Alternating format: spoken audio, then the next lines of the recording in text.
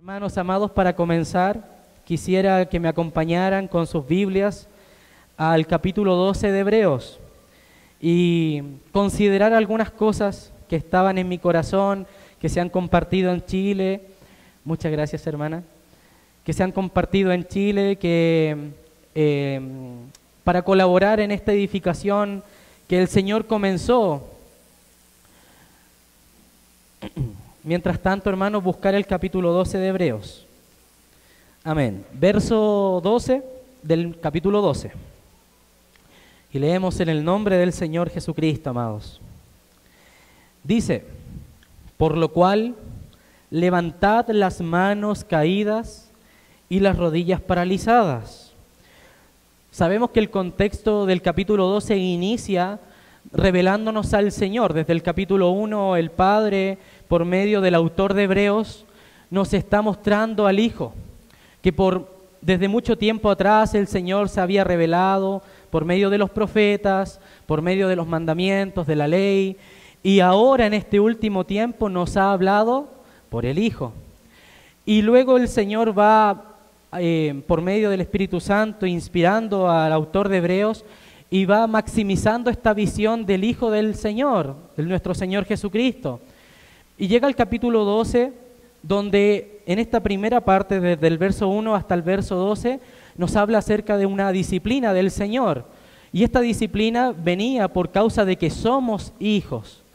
La disciplina no viene porque simplemente tú hagas cosas erróneas, sino porque realmente necesitamos la disciplina del Señor. La necesitamos porque, como dice Isaías en el capítulo 6, si no me equivoco, que el hombre sin Cristo es una llaga podrida.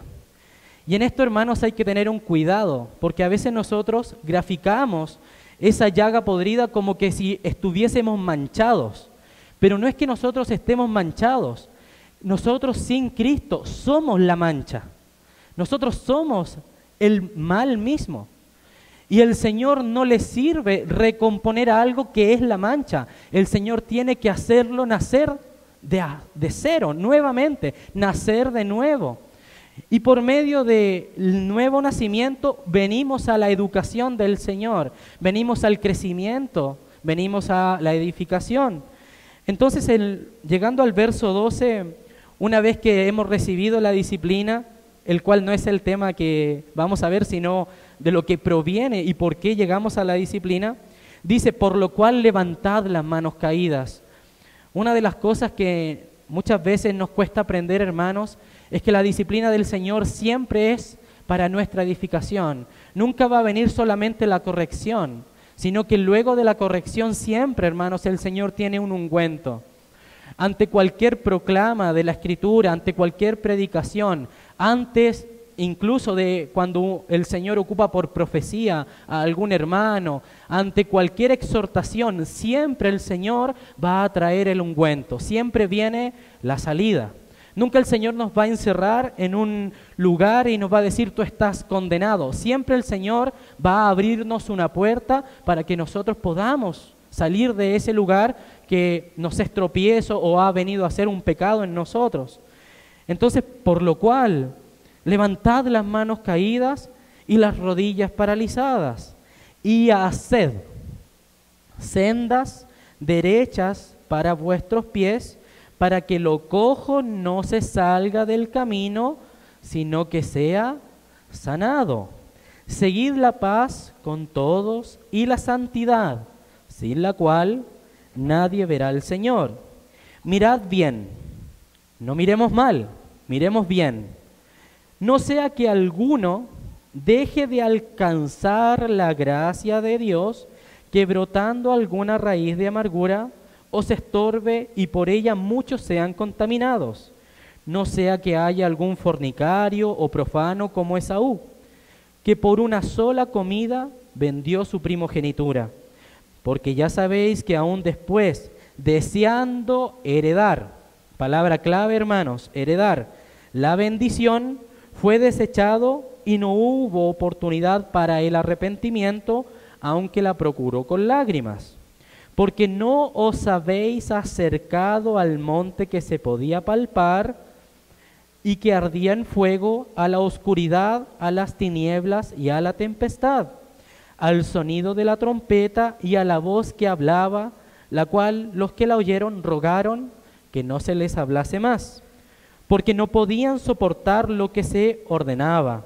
Si aún una bestia tocare el monte, será apiedrada o pasada con dardo. Y tan terrible era lo que se veía, que Moisés dijo: estoy espantado y temblando. Si no, qué glorioso ese si no, hermanos. Glorioso, hermanos. Hay una salida. Siempre el Señor nos lleva a un lugar para que podamos verle tal como Él es. Dice, sino que os habéis acercado al monte de Sión. Y aquí me quiero detener, hermanos. Sabemos por las Escrituras que el Señor tiene un lugar de reposo, un lugar donde Él se va a expresar a su pueblo. Antiguamente el Señor, durante el peregrinaje y las jornadas que vivió el pueblo de Israel en Egipto, se hizo de un tabernáculo para hablar desde el centro del pueblo, desde el medio hacia el pueblo, y que ellos pudieran tener comunión con Él. Y el Señor comenzó a hablar desde el monte Sinaí, ese monte que ardía, que humeaba, el sonido del chofar y esa voz que los hombres temblaban cuando Dios comenzaba a manifestarse. Luego el Señor bajó del monte al medio del pueblo. Y luego, pasando por la historia, llegamos a un lugar en el momento en que David quiere hacerle casa al Señor. Pero antes de que David pueda hacerle casa, es necesario que Sión deba ser conquistada. Y vamos a detenernos en esta conquista, porque esta conquista habla acerca del hombre. El hombre, hermanos amados, está graficado en esta sombra que el Señor dejó, que es el monte de Sión. Sabemos que también representa la iglesia en una localidad e incluso a la iglesia universal. Entonces acompáñenme a 2 de Samuel, capítulo 5, donde vamos a ver algunas cositas que el Señor dejó estipuladas para nuestra edificación, amados. 2 de Samuel, capítulo 5. Entonces, luego de todo este peregrinaje del pueblo de Israel en Egipto, luego de que se conquistaran las ciudades que el Señor tenía dispuestas para las tribus de Israel, pasó el tiempo, vinieron los jueces y el pueblo hacía lo que bien le parecía. Y luego de que el pueblo cayera en ese estado de guerra en la cual era llevado cautivo, venían algunos pueblos extranjeros, lo invadían, lo conquistaban, el Señor los libraba por mano de sus jueces, llegó un hombre llamado Samuel, profeta del Señor, el cual comenzó a volver al pueblo hacia la luz del Señor.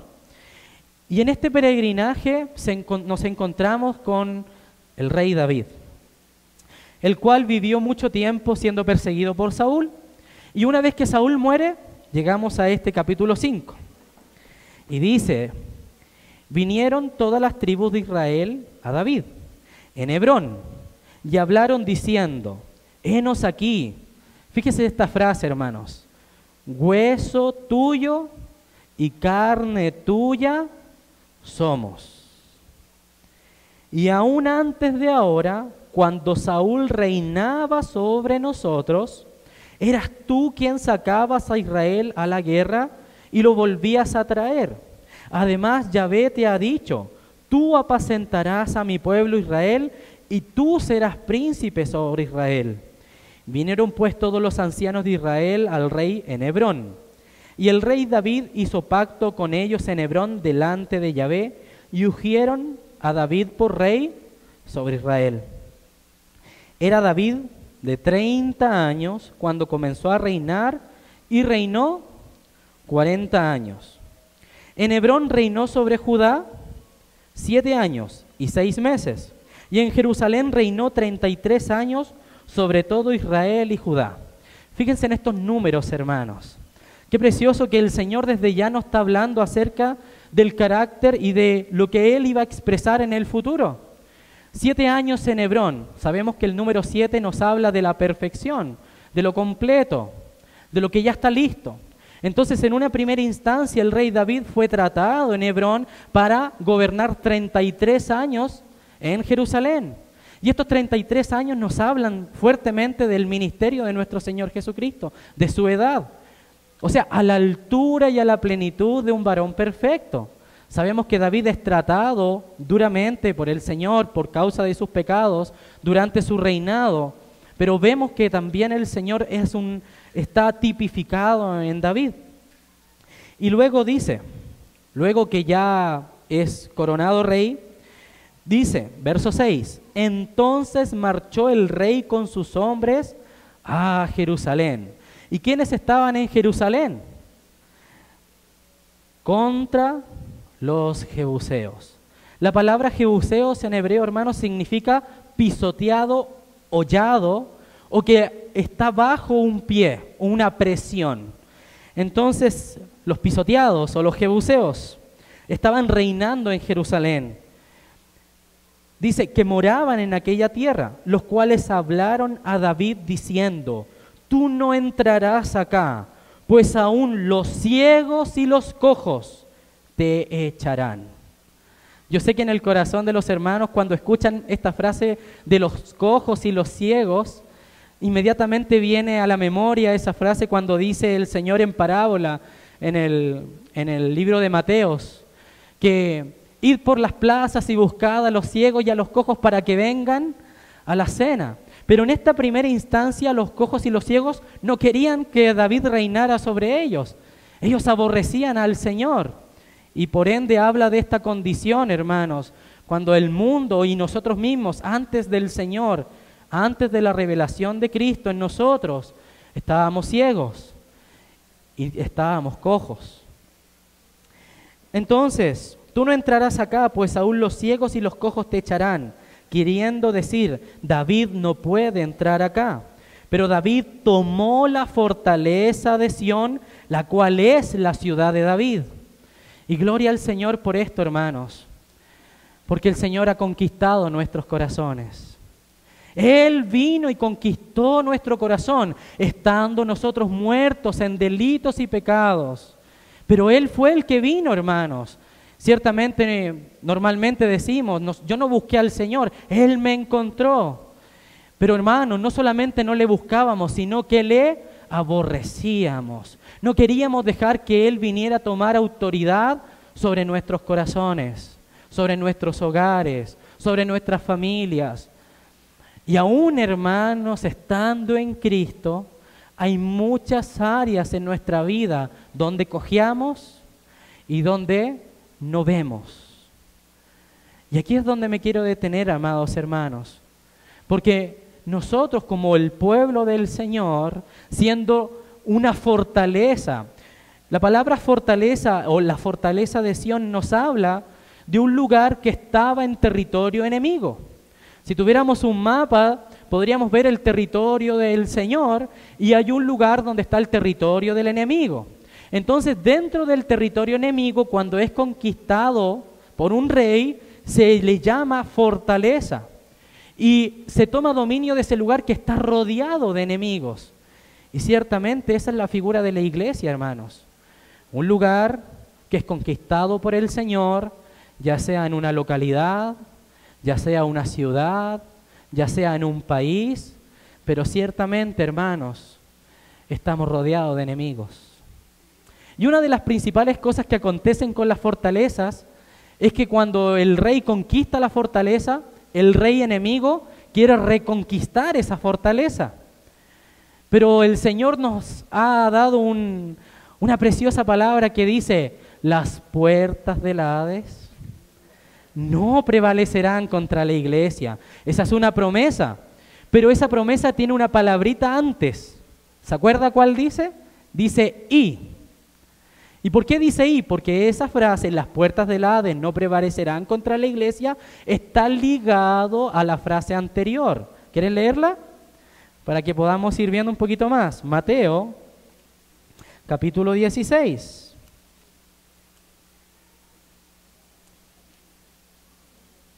La confesión de Pedro, muy compartida entre los hermanos, muy leída. que el Señor nos pueda mostrar algo más hoy día, hermanos. Desde el 16 en adelante, hermanos. Respondiendo Simón, Pedro dijo: tú eres el Cristo, el Hijo del Dios viviente. Entonces le respondió Jesús: bienaventurado eres Simón, hijo de Jonás, porque no te lo reveló carne ni sangre, sino mi Padre que está en los cielos.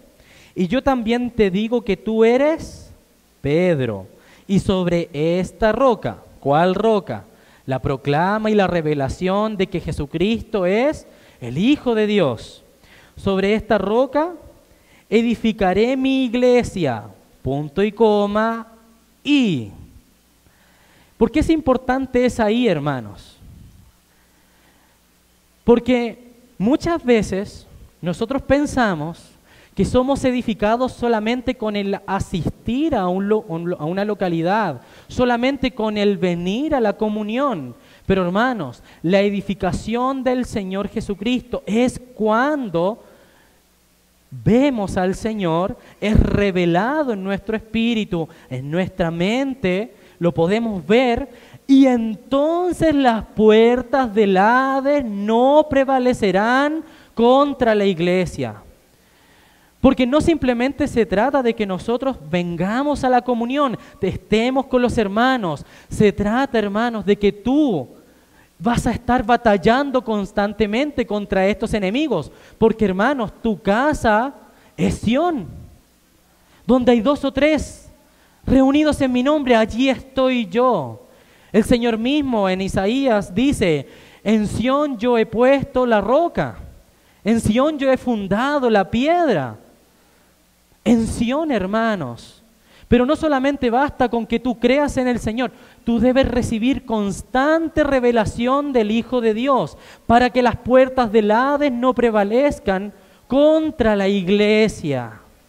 Porque recuerden, hermanos, que nosotros venimos de los jebuseos.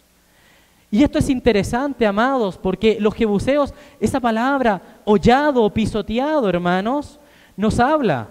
Recuerden que cuando la sal pierde su sazón, ¿qué sucede? No sirve más para nada, sino que para ser hollada por los hombres. Entonces, si podemos sumar la palabra, amados, el Señor lo que nos está queriendo decir hoy día es que cuando nosotros perdemos nuestra visión de la revelación de Jesucristo como el Hijo de Dios, nosotros comenzamos a ser pisoteados por los hombres. Somos llevados nuevamente cautivos. Hermanos, la fortaleza de Sión fue atacada muchas veces y en muchas ocasiones fue llevada cautiva. Tenemos el ejemplo, por ejemplo, de los babilónicos.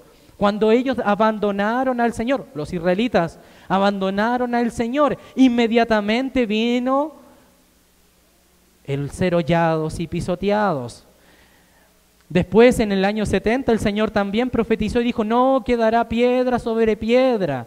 ¿Por qué? Por causa de que ellos también habían abandonado al Señor. Entonces muchas veces tenemos un cliché, hermanos. Cuando hay un pecado en medio nuestro y comenzamos a tener un desánimo en nuestro corazón, ya no hay ganas de orar, ya no quiero tener comunión con los hermanos. Oye, hermano, es que está frío, no quiero estar en la comunión con los santos. Es que, hermano, mañana mis hijos se levantan y tienen que ir al colegio. Es preferible descansar. Y ese desánimo comienza a ser cada vez mayor. Entonces nosotros recurrimos a una frase: las puertas del Hades no prevalecerán contra la iglesia. Hermanos, cuidado, porque las puertas del Hades no prevalecen contra una iglesia que tiene revelación constante del Hijo de Dios hecho carne, mirando al Señor continuamente. No es simplemente que tú te colocas el eslogan y por ende, porque creíste, entonces el Señor te tiene que guardar sí o sí. Hermanos, esa I es importante, hermanos. Porque nos liga que la revelación del Señor en el corazón del hombre va a impedir que tú seas hollado por los enemigos. Y en este tiempo, hermanos, estamos recibiendo muchos ataques. Yo sé que ustedes como país hace poco tuvieron elecciones y el Señor los libró, hermanos. Su misericordia, hermanos. Y a Chile el Señor lo libró. Pero, hermanos, el enemigo no está tranquilo. En Chile, hermanos, les quiero comunicar porque he hablado con algunos hermanos y dicen, hermano, en Chile están todos bien, hay una economía fuerte, hay una comodidad. Hermanos, los movimientos feministas, los movimientos inclusivos, los movimientos que hablan acerca de la ideología de género, están atacando más fuerte que nunca esta nación. Y sé que ustedes también han vivido estos embates del enemigo. Y a veces pensamos que eso está lejos de nosotros porque no es para los tiempos finales. Hermanos amados, las puertas del Hades no prevalecerán contra la iglesia que está mirando al Hijo de Dios, que tiene una visión celestial, que está esperando al Señor. Pero cuando los hombres y las localidades o las denominaciones comienzan a mirar los aspectos negativos de la nación y tratamos de batallar nosotros contra las puertas del Hades que se están levantando, vamos a ser hollados, vamos a ser pisoteados. El testimonio del Señor no va a volver a aparecer, porque, hermanos amados, nuestro testimonio solamente es vivo cuando tenemos constante revelación del Señor. No es simplemente que en una reunión hace 10 años atrás viste al Señor y te convertiste, sino que es una renovación constante, de gloria en gloria te veo. Hermanos amados, estamos en tiempos que el Señor dijo. ¿Recuerdan ahí Mateo capítulo 7 o Lucas capítulo 6? Cuando dice el Señor, el hombre que edifica su casa sobre la roca, vendrán ríos, vendrán lluvias, vendrán las aguas y golpearán contra aquella casa. Y si estuviese fundada sobre la roca, aquella casa permanecerá. Pero si estuviese fundada sobre la arena, grande será su ruina. Y nosotros pensamos que hay dos clases de creyentes. Unos que fundan su casa sobre la arena y otros que fundan su casa sobre la roca. Amados hermanos, eso es una interpretación un poco ligera. Cuando el Señor estaba en ese lugar llamado Israel, ¿cierto? En su tiempo, los hombres normalmente allá, hermanos, no hay como nosotros tenemos acá como una costa. Porque conversando con unos hermanos intentaban interpretar ese pasaje diciendo que es como un hermano que hace una casa en la playa. Entonces cuando hay un maremoto, que son bastante comunes en Chile, venía al mar y se la llevaba. Entonces no, hay que edificar la casa sobre la roca. Entonces nosotros pensábamos que era como un cerro, ¿cierto? Alto ahí sobre la roca. Pero hermanos, el Señor está hablando en Israel, está hablando en un lugar que es arena. Entonces el Señor grafica esto y dice, el que edifica su casa sobre la arena, arriba, va a hacer grande su ruina, pero el que edifica su casa sobre la roca. Y Lucas nos expresa correctamente esa parte, hermanos. Dice que ahondó y cavó. Hay un trabajo en los hermanos, no solamente en los que comparten, no solamente en los que sirven, en cada Sión. En cada casa de creyentes hay una necesidad de buscar al Señor, de ir en profundidad, de que si yo el año pasado cuando estaba aquí frente a ustedes tenía una revelación del Señor de una X cantidad de palabra, hoy día yo me hago un examen y digo, Señor, ¿cuánto he ahondado en esta edificación? La edificación nuestra, hermanos, no es hacia arriba como la Torre de Babel. Es hacia abajo, es subterránea.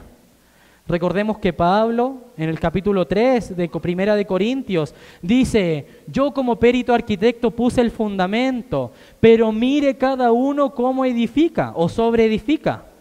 Y nombra materiales de construcción. Y los primeros 3 materiales son muy livianos. Madera, heno y hojarasca, ¿lo recuerdan? Y la madera y el heno y la hojarasca están sobre el terreno, hermanos. Están en la superficie. Pero después comienza a decir que esos materiales, cuando venga la hora de la prueba, van a ser probados. Y el fuego lo probará. Entonces, hermanos, cuando comenzamos a ver que los otros materiales están dentro de las rocas, plata, oro, piedras preciosas. Entonces, hermanos, si podíamos imaginar, ¿cierto?, nuestra tierra aquí, la madera, el heno y la hojarasca que están sobre la superficie, una vida superficial, una vida de apariencias, una vida en la cual nosotros comúnmente, hermano, caemos, vida religiosa. Pero el Señor dice que las puertas del Hades no prevalecen contra la iglesia si mantiene una visión del Señor. Y vamos profundizando, vamos bajando como mineros. Vamos excavando, hermanos, en esa revelación primaria de que Jesús es el Hijo de Dios. Él quiere manifestarse de una forma maravillosa a cada uno de nosotros. Y tenemos que ir sumergiéndonos, hermanos. Y esta es la vida eterna. Hay un verso, ¿cierto? Que te conozcan a ti. Que te conozcan. Que te conozcan. Sí, yo conozco a Jesús. ¿Quiénes dicen los hombres que es Él? ¿Qué decimos nosotros quién es el Señor? ¿Qué puede decir mi hijo que es el Hijo de Dios? ¿Qué puede decir mi esposa quién es el Hijo de Dios? Varones hermanos, ahí está vuestra vocación. Que tus hijos y tu esposa puedan decir: Él es el Cristo, el Hijo del Dios viviente. Ese es el trabajo, hermano. Y las puertas del Hades no prevalecerán contra mis hijos. Y las puertas del Hades no prevalecerán contra mi esposa.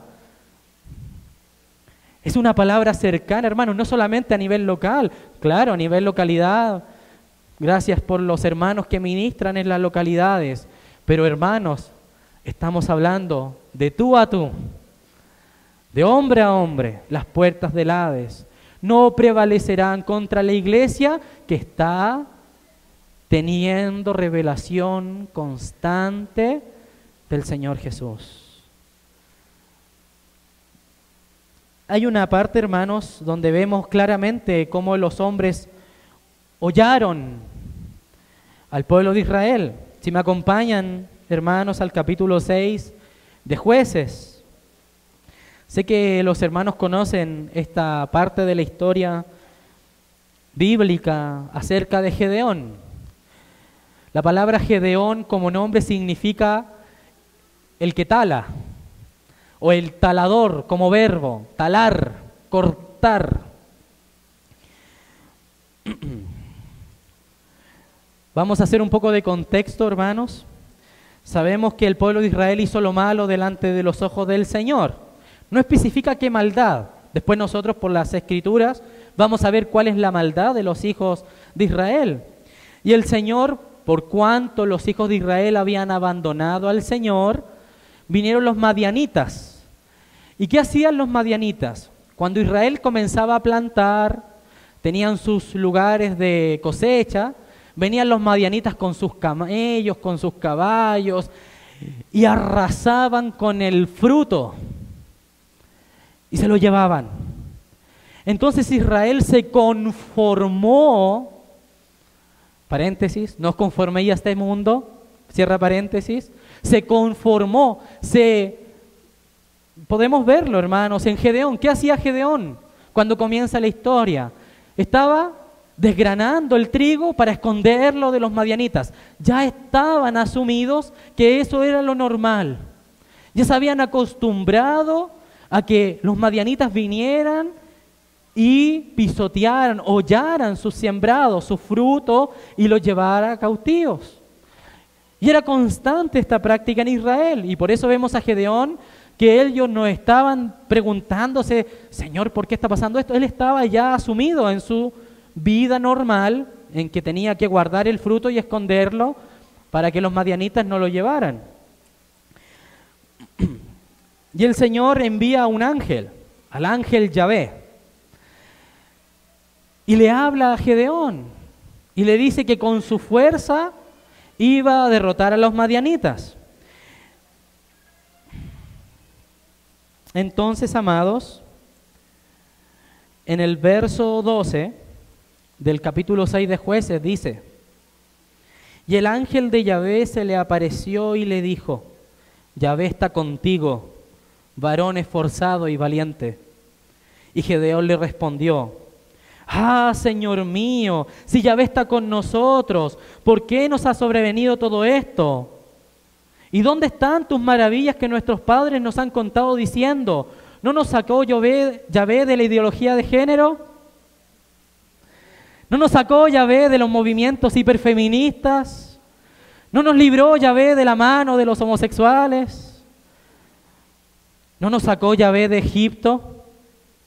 Y ahora Yahvé nos ha desamparado y nos ha entregado en mano de los madianitas. Y mirándole Yahvé, le dijo: ve con esta tu fuerza y salvarás a Israel de la mano de los madianitas. ¿No te envío yo? Entonces le respondió: ah, Señor mío, ¿con qué salvaré yo a Israel? He aquí que mi familia es pobre en Manasés, y yo el menor en la casa de mi padre. Yahvé le dijo: ciertamente yo estaré contigo, y derrotarás a los madianitas como a un solo hombre. Y él respondió: yo te ruego que si he hallado gracia delante de ti, me des señal que tú has hablado conmigo. ¿Y qué hizo Gedeón? Fue a buscar, ¿cierto?, el holocausto. ¿Qué significa esto? Volvió a poner la mirada en el sacrificio. Panes sin levaduras, un cabrito, ponlo sobre esta peña, le dijo el ángel. Gedeón lo llevó, lo puso sobre la peña, cayó fuego. Y cuando normalmente caía fuego, hermanos, en los sacrificios, era que el Señor estaba aceptando el sacrificio. Era una forma de que el Señor tenía de decirnos: yo estoy contigo. ¿Por qué? Porque cuando el hombre pone su mirada en el sacrificio del Cordero, hermanos, ¿qué pasa en Apocalipsis? Cuando aparece el Cordero recientemente inmolado, inmediatamente, hermanos, cánticos celestiales. Y miles de ángeles cantando al Señor. Cuando aparece el Cordero recientemente inmolado, hermanos, el Señor se agrada. Y fíjense lo que acontece luego que el sacrificio es consumado por el mismo Señor. Vamos a avanzar hasta el verso 25. Aconteció que la misma noche le dijo Yahvé: toma un toro del hato de tu padre, el segundo toro de 7 años, y derriba el altar de Baal que tiene tu padre. Y corta también la imagen de acera que está junto a él. Entonces, ¿cuál era la maldad del pueblo? Porque luego, cuando Gedeón hace esa obra, el pueblo, y ahí dice que la ciudad o los ciudadanos fueron a mirar y dijo: oye, ¿quién hizo esto? La maldad que había en medio del pueblo y por qué los madianitas venían a invadir era porque había un Dios ajeno en medio del pueblo. Entonces luego el Señor manda a Gedeón a cortar, a talar, y la palabra Gedeón significa talar. O sea que el Señor lo que está diciéndonos, hermanos, es que hagas la obra por la cual fuiste llamado. Si fuiste llamado, hermanos, para tener y guiar a 5 hermanos, amén. Si fuiste llamado para visitar localidades, amén. Pero que no te quedes, que hagas tu obra en la medida que el Señor te dio. Si tienes 60, 70, 80 años, hermanos, haz la obra a la que el Señor te ha llamado. Porque en el momento en que nosotros comenzamos a mirarnos a nosotros mismos y apartamos la mirada del Cordero del Señor, entonces, hermanos, nuestro fruto se hace ineficaz y somos hollados por los madianitas. Entonces después el texto avanza y dice que Gedeón luego reúnen ejército y los hombres, ¿cierto?, comienzan a ser como depurados, ¿cierto?, de una cantidad, no recuerdo muy bien si eran 22.000 o 30.000, salen 10.000 y al final quedan 300. Y ellos conquistan a los madianitas. Pero no vamos a tocar ese tema porque, ¿sabe, hermano, cuándo venció Gedeón? Cuando quitó al Dios ajeno que le impedía ver al Señor. En el minuto en que salió la imagen de acera de en medio del pueblo, el Señor volvió a tener la prioridad en medio del pueblo. Y ya las conquistas estaban en manos del Señor. Hermanos amados, hay un mandamiento muy específico en el Éxodo capítulo 20. No tendrás dioses ajenos delante de mí. O sea, que nos impiden ver al Señor. Y la palabra ajeno en ese contexto es extraño o extranjero, así como yo aquí. Y esto, hermanos, no simplemente significa que vamos a tener una imagen, porque normalmente los hermanos ocupan ese verso para atacar a una religión, ¿cierto? Las imágenes, los santos. Pero mucho más que eso, hermanos. Un Dios ajeno, hermanos, se puede incluso el mismo Señor Jesucristo tornar en nosotros un Dios ajeno. Y uno puede decir, pero ¿cómo, hermanos? La mesa se puede tornar un Dios ajeno. El partimiento del pan, el velo en las hermanas se puede tornar un Dios ajeno. ¿Sabe por qué, amados? Porque un Dios ajeno se torna ajeno cuando yo no quiero conocer. Solamente quiero el beneficio. Ustedes pueden saber, les voy a contar, en Chile hay un lugar que hay un santo que tiene muchas velas, está en medio de la capital y se llama San Expedito. Y este santo tiene la particularidad, según la creencia popular, que es el más rápido para hacer milagros. Así que los demás santos tienen como una desventaja. No sé si competirán entre ellos, hermanos, pero este santo es muy importante en la nación chilena, lamentablemente. Y entonces muchas personas cuando necesitan algo rápido, así, fast, necesito quedar en la universidad. Entonces voy con una velita San Expedito, seguro, preciso, rápido. Pero hermanos, ¿y qué pasa con los otros santos? Porque si fuera por el San Expedito, tenemos ahí el camino corto. Y yo le pregunté a una persona cuando trabajaba en un lugar, oye, ¿y quién es San Expedito? No sé, pero concede rápido. Sí, yo le doy gracias a San Expedito porque mi hija entró a la universidad. Ay, ¿tu hija estudió? Sí, estudió mucho. Yo le dije, ¿y habrá sido San Expedito o entró porque estudió? No sé, pero el santo respondió. Pero se fijan, hermanos, a la gente no le interesa saber de dónde provino el milagro, no le interesa saber quién hizo el prodigio, le interesa suplir su propia necesidad. Entonces, amados, ¿qué es un Dios ajeno? Es cuando nosotros buscamos solamente suplir nuestras necesidades sin considerar al hacedor. Y allí, hermanos, muchas veces podemos caer en tener a nuestro Señor Jesús como un desconocido. Quiero que me sane, quiero que me dé trabajo, quiero compartir la palabra, pero no quiero conocerle. No quiero tener una comunión íntima con Él. No quiero que Él se revele a mi vida. Para nuestra alma eso conlleva un sacrificio, pero para nuestro espíritu es ganancia, hermanos. Porque un Dios ajeno no solamente lo tienen las personas que se hacen imágenes, porque ese ya cae en el segundo mandamiento. El primero, hermanos, según Éxodo capítulo 20 en adelante, no tendrás dioses ajenos delante de mí.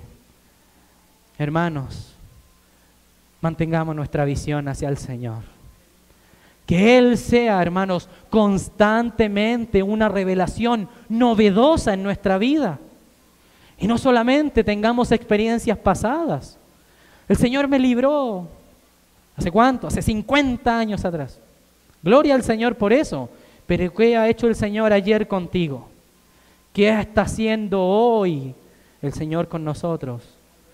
Hermanos, Las aguas y los ríos vienen en camino, hermanos, y van a golpear, porque ambas casas, ya sea en la piedra o ya sea en la arena, hermanos, las aguas golpearon contra las dos. Pero prevalece, hermanos, prevalece la casa, hermanos, que tiene visión de lo alto. Que el Señor es una constante revelación en el corazón del creyente. Y no es solamente Jesucristo es el Señor. Glorioso, hermanos, gloriosa frase, pero no gobierna en mi corazón. No está constantemente gobernando en mi corazón. Mis hijos no saben quién es Jesús. Mi esposa no sabe quién es el Señor. Hermanos, no seamos hollados por los madianitas. No seamos vueltos a la esclavitud de los jebuseos. Basta ya el tiempo, hermanos, en que vivimos en la carne, en los placeres de la carne, ¿cierto? En los placeres de la mente. Y no solamente estoy hablando de pecados aberrantes como una discoteca, como un pub nocturno, como un centro o un antro de perdición. Incluso, hermanos, la cultura, la ciencia, la música de este mundo, todo, hermano, todo está bajo el enemigo. Lo único que no está bajo el enemigo, hermanos, es Jesucristo, porque Él tiene su pie sobre la serpiente. Entonces tenemos tres niveles, hermanos. El enemigo tiene al mundo bajo sus pies, pero Jesucristo tiene al enemigo bajo sus pies. Si estamos siendo hollados en nuestra vida particular, si estoy siendo dominado por un pecado en particular, si el enemigo entró por la puerta en mi casa, hermanos, es porque he perdido de vista al Señor. Así que, amados hermanos, el Señor está con ustedes. El Señor lo dijo. Yo estaré con vosotros hasta el fin. Gloria al Señor. Pero también, hermanos, no le perdamos de vista. No le perdamos de vista, varones. No les perdamos de vista, hermanas. No tengas temor de enviar a tu hijo a un lugar si no puedes hacer homeschool. No tengas temor de enviarlo al colegio, hermana. Porque si tu hijo conoce al Señor y mira al Señor, las puertas del Hades no prevalecerán contra ellos. No tengamos temor de lo que está sucediendo en el mundo, hermanos, pero mantengamos nuestra mirada en el Señor. No tengamos desesperanza por las cosas que se dicen en los noticieros, por las cosas que hacen los presidentes, porque nuestra esperanza no proviene de los montes, proviene del cielo, hermanos. Amén. Amén, amados. Siento del Señor que es suficiente para que podamos seguir compartiendo en las mesas, ¿cierto? Y en la palabra que viene, hermanos. No perdamos de vista al Señor. Hemos venido, hermanos, a un lugar precioso para tener comunión con Él, primeramente. Y desde allí, hermanos, desde allí, desde la cabeza, ¿cierto? Como compartía el hermano cuando habló el Salmo. Desde la cabeza, ¿cierto?, que recorre ese ungimiento, ese aceite, y cae por la barba de Aarón, y llega hasta la falda, ¿cierto?, hasta el borde de los mantos. Hermanos, para todos, hermanos, hay provisión en la casa del Señor. Aunque seas muy pequeñito, niños, ustedes también tienen que ver al Señor. Jóvenes, como dice el apóstol, ¿cierto? El apóstol Juan, habéis vencido al maligno. Qué preciosa es esa carta, hermano, porque le habla a toda la familia, a los ancianos, a los niños, a los jóvenes. Todos tenemos, hermanos, una responsabilidad en la casa del Señor, todos. Por eso Gedeón estaba temiendo, porque no había hecho por lo cual había sido llamado. Faltan Gedeones que talen en nuestros corazones las imágenes de acera. Faltan Natanes que muestren el pecado tal como es. Faltan profetas Samueles, hermanos. Y uno a veces piensa, no, si yo soy el más pequeño de la localidad. Hermanos, el que se acerca a Dios, Él no le echa fuera. Amén, amados. Oremos al Señor. Amén. Padre bueno, Padre santo, te agradecemos por tu consejo y por tu ánimo, Señor. Gracias por tu palabra, Señor, que en estos postreros tiempos, Señor, sabemos que la maldad se ha aumentado y lo podemos ver y lo podemos palpar, Señor. Pero, oh Dios poderoso, si tú libraste a tu pueblo Israel en aquel tiempo, Señor, cuando te miraban a ti, Señor, ¿cuánto más con nosotros, Señor, que nos ha hecho partícipes de tu llamamiento celestial? Gracias, Señor, porque en este tiempo, tal vez tan oscuro para algunos, Señor, pero te podemos ver claramente, Señor, cuando ponemos nuestro corazón y lo disponemos para escuchar tu voz. Padre, oramos en esta mañana para que tú te reveles, Señor, constantemente en nuestros corazones y así las puertas del Hades no prevalezcan contra nosotros, Señor. Permítenos, Señor, estar en comunión constante contigo. Aún, Señor, en nuestro dormir, aún en nuestros sueños, Señor, que sea una comunión constante contigo, Señor. Y que, oh Padre, cuando vengan los ríos, Señor, cuando vengan las aguas, Señor, no haya ruina alguna, Señor, sino que esta casa que tú edificas, Señor, se mantenga estable y firme, Padre. Te ruego por mis hermanos, Señor, los que aún tienen temores en su corazón, Señor Jesucristo. Aviva el fuego, Señor, con el cual, Señor, fueron embebidos cuando te conocieron, Señor. Que ellos puedan verte claramente, Señor, por los que están debilitados, Señor, por los que están con circunstancia, Padre, que reciban tu voz, Señor, y que puedan quitar todo aquello que estorba la comunión tuya con ellos, Señor. Padre, quédate con nosotros porque se hace tarde. Quédate con nosotros, Señor, porque se hace tarde. Que podamos tener comunión contigo siempre, Señor. Gracias, Padre, porque tú nos anhelas celosamente. Amén.